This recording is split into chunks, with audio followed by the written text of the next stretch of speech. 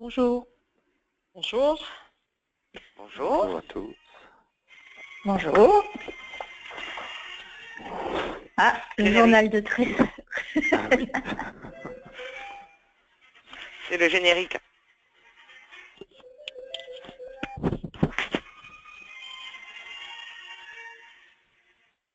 Bonjour à tous, bienvenue sur Téléorus.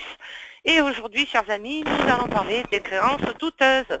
Alors, c'est un grand mot qui en fait recouvre des fonctions très intéressantes, vous allez voir. Qu'est-ce que c'est les créances douteuses? C'est quand quelqu'un ne nous paye pas, bon ça on le sait tous. Et quelle partie on peut tirer de ce programme? C'est ce qu'on va voir aujourd'hui. Alors, ça se trouve dans les outils, et c'est ici, dans les créances douteuses. Et vous avez donc un écran de recherche, bon, forcément qui est vide au départ, et qui vous permet de chercher les impayés, en fait, c'est ça les créances douteuses, par service, par numéro de gestionnaire, par date, ou par numéro de dossier, bon, ça c'est moins intéressant. Donc on va s'attaquer par exemple à un service 1. Si je veux tout voir, je vais mettre de 1900 à par exemple 31 août 2016. On va considérer que tout ce qui n'est pas payé, c'est pas bien. Et donc, à partir de là, on va pouvoir afficher en fait ce qui n'est pas payé. On peut trier, donc vous avez par total, par date, par code d'opération, par numéro de dossier. Ça permet de voir toute l'intégralité du dossier qui n'est pas payé. Et ça va servir à quoi? Donc, c'est un écran qui peut vous servir à regarder vos dossiers, à faire des choses dedans, mais aussi avoir un peu une idée de ce qui vous est dû par rapport, surtout si vous êtes en CELARL, ça peut avoir un intérêt. Donc ça a un intérêt pour savoir ce qui vous est dû par rapport à un client ou par rapport à un service. Donc ça c'est très important. Ici, bon, j'ai affiché un service 1. Vous pouvez aussi trier par type de dossier. Alors par exemple, pour ceux qui ont, je ne sais pas moi, du pénal impayé ou du trésor impayé, bonjour, Salon de Provence bis est en retard, mais on le pardonne parce qu'il vient pas souvent, on va le pardonner. Donc, on vient de commencer.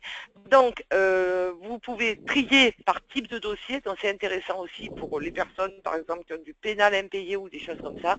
On va décocher et on pourra voir, par exemple, que nos dossiers pénaux, ça peut aussi très bien marcher. Vous avez vu là ce que j'ai fait?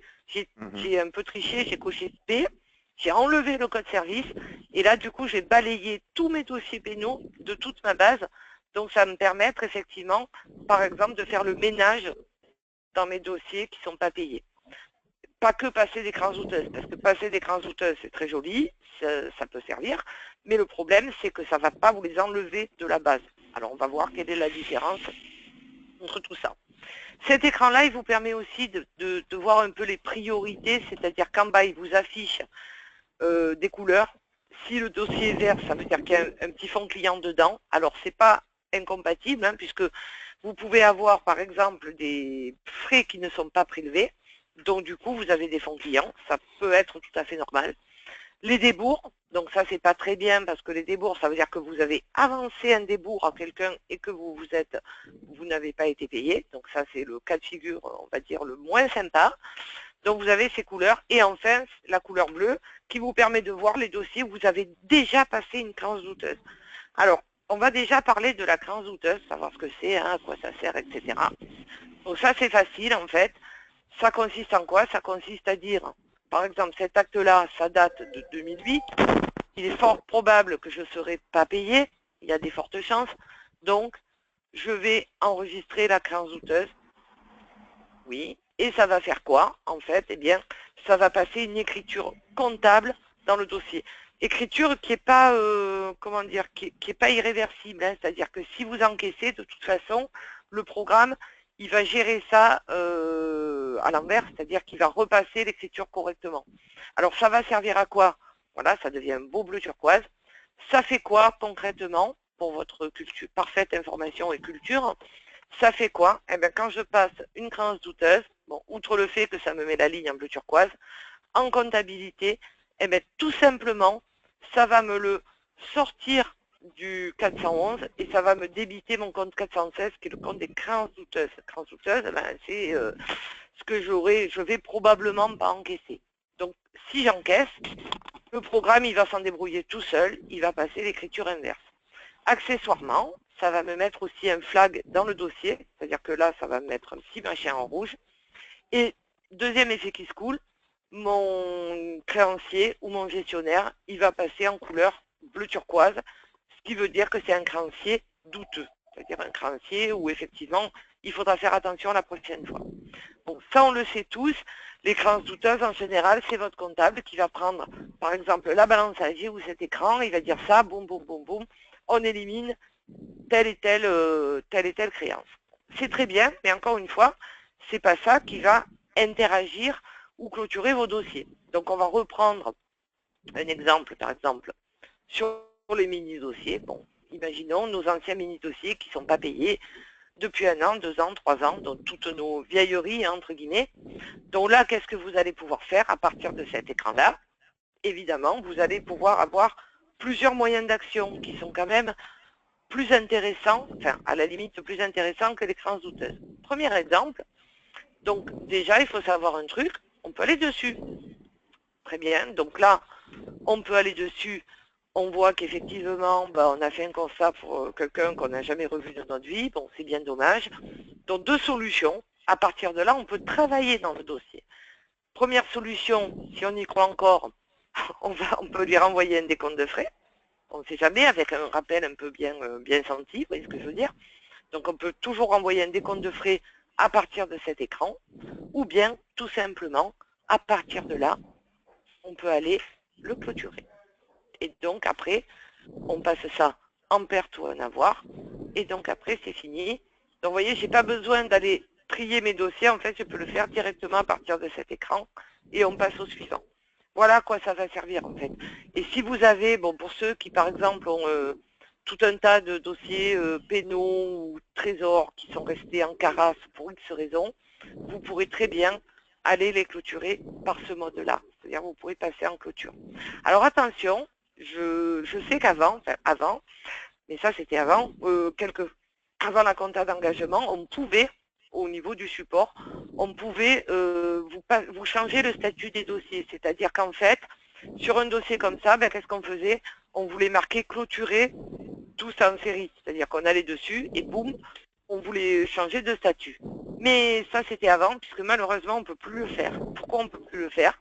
Parce que maintenant, quand on clôture un dossier, comme vous voyez là, on passe une écriture en fait, qui va passer ça en perte sur créancier recouvrable, qui va mouvementer le 411, qui va mouvementer le 416. Donc tout ça en fait, on le passe au moment de la clôture. Avant, donc avant la compta d'engagement, en fait c'était un vulgaire changement de statut et on ne passait pas d'écriture, on s'en fichait. Ça tombait dans le trou noir de l'informatique, si on peut dire, et un dossier changeait de statut, il était clôturé avec des frais, c'était fini. Donc c'est pas illégal, hein, mais c'est comme ça, ça ne posait pas de problème. Maintenant, on est obligé de passer tout un tas d'écritures derrière, ce qui fait qu'on ne peut plus, même si on voulait, on ne peut plus vous lancer des moulinettes pour vous clôturer les dossiers à la main. Donc, malheureusement, il faut s'y coller. Et donc, pour s'y coller, ce programme-là, il est pas mal parce que ça permet de les faire, on va dire, les uns après les autres assez rapidement. Donc, voilà pour un petit peu les, les services que peuvent vous rendre ce programme.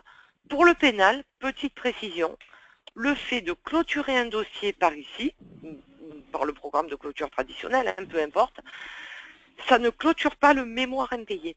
C'est-à-dire que le mémoire, vous savez, quand vous êtes dans dossier pénal, encaissement des mémoires, il va rester comme s'il n'était pas payé.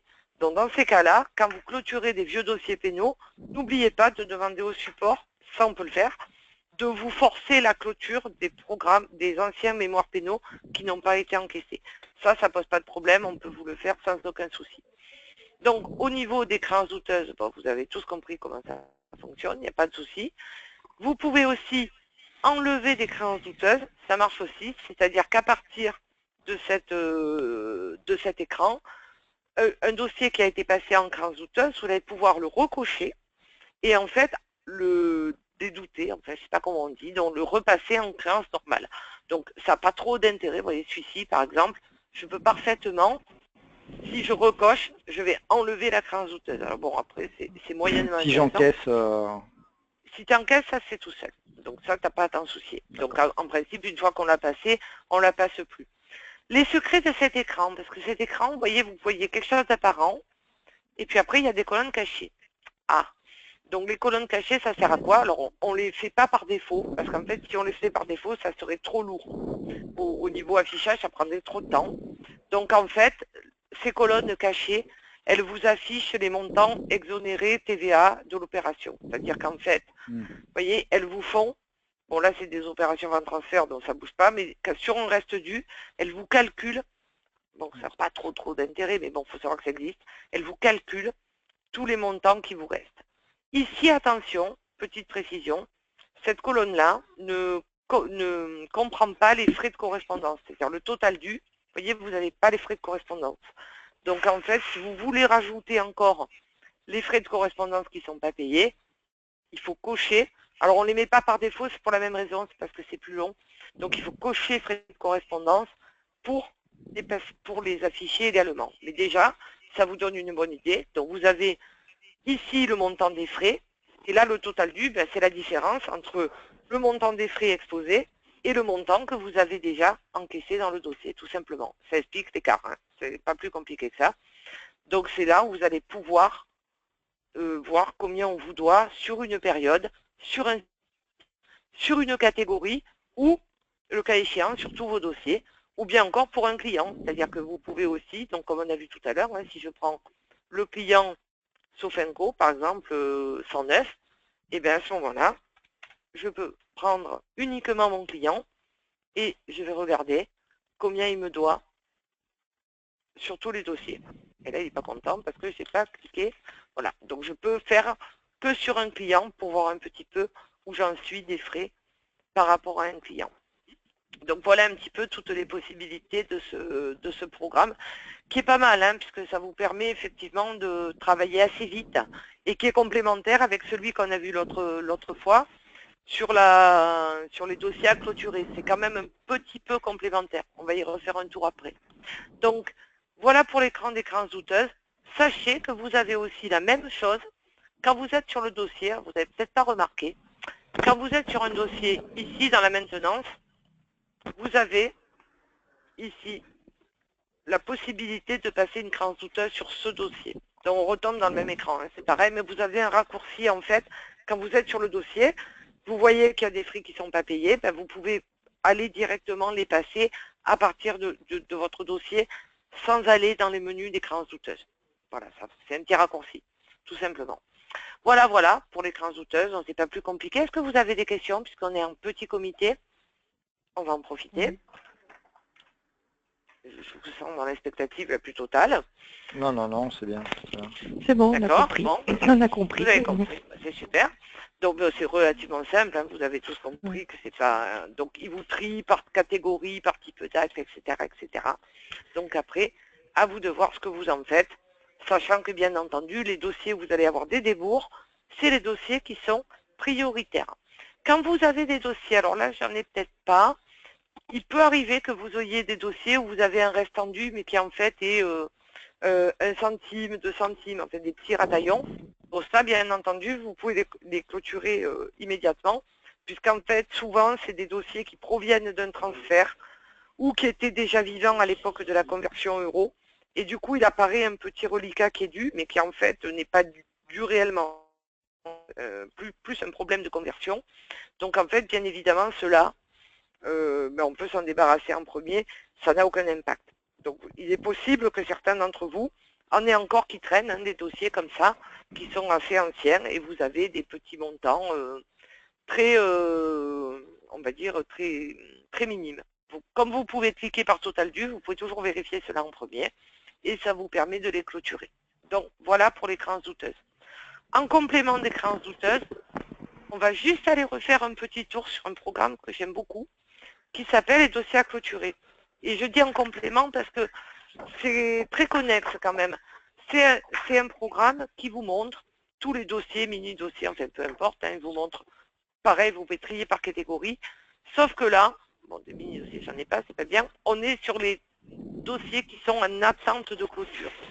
C'est-à-dire, c'est des dossiers où on ne me doit plus rien, ou bien, donc j'ai changé le statut, j'ai mis attente de clôture, et donc, je vais pouvoir directement aller les clôturer par là, au lieu de me palucher la pile à la main. Voilà. Tout l'intérêt, c'est ça, c'est de plus se palucher les piles à la main. Donc là, c'est extrêmement simple.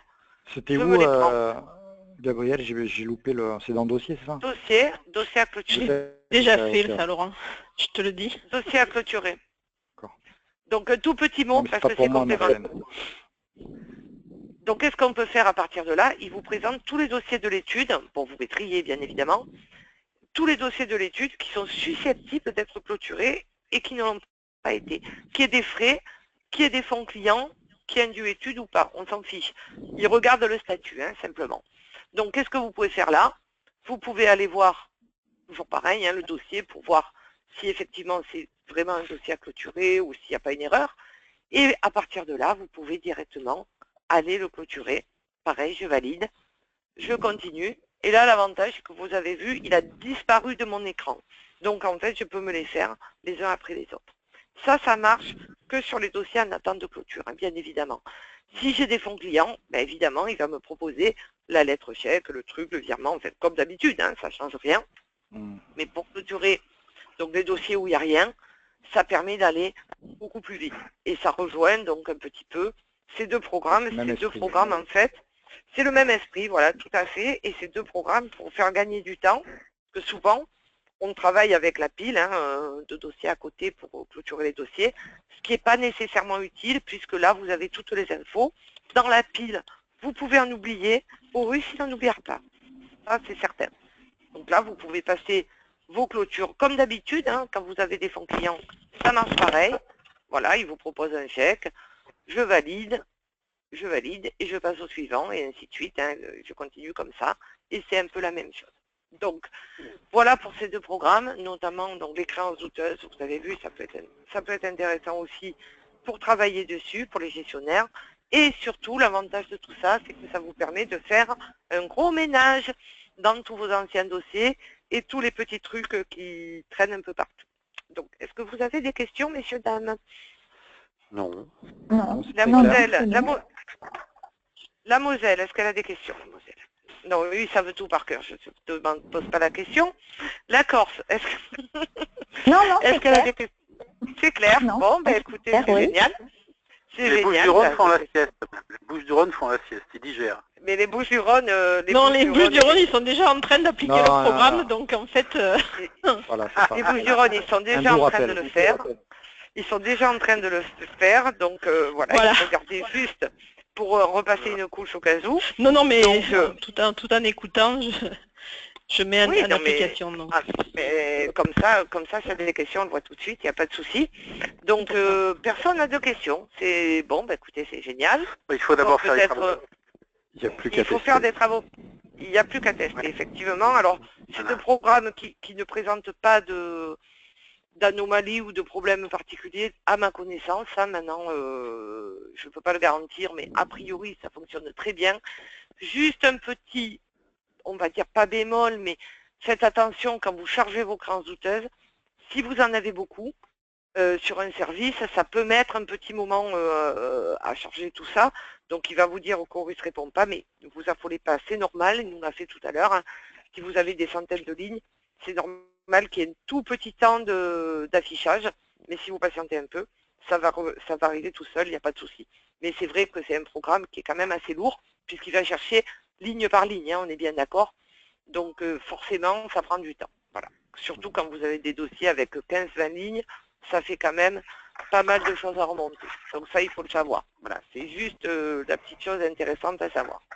Voilà, chers amis, donc en l'absence de questions... J'attends la saison 4, moi. D'accord, bon, alors pour votre parfaite information, donc j'essaye depuis quelque temps en fait d'enregistrer nos sessions. Donc je vous informe que toutes les bêtises que vous avez pu dire ont été enregistrées. Et donc ça passera en... Oui, vas-y. Et donc ça passera en replay sur notre chaîne YouTube. Enfin, on va essayer de faire des replays avec un peu les inconvénients du direct, mais c'est pas très grave.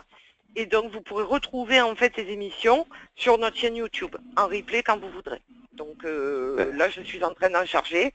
Si vous avez envie de les revoir, il n'y a pas de souci. Donc on peut faire un petite communication interne pour rappeler qu'il y a une chaîne YouTube.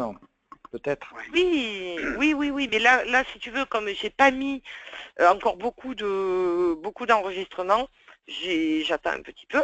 Mais oui, après, bien entendu, ça sera communiqué à QDD, il n'y a pas de souci. Donc, sur cette petite conclusion, donc sur la télé, le direct, le replay, je vous souhaite à tous un très bon après-midi. Profitez bien de ce que vous avez appris. Et je rends l'antenne et à vous, Cognac G. Merci, au revoir. Au revoir.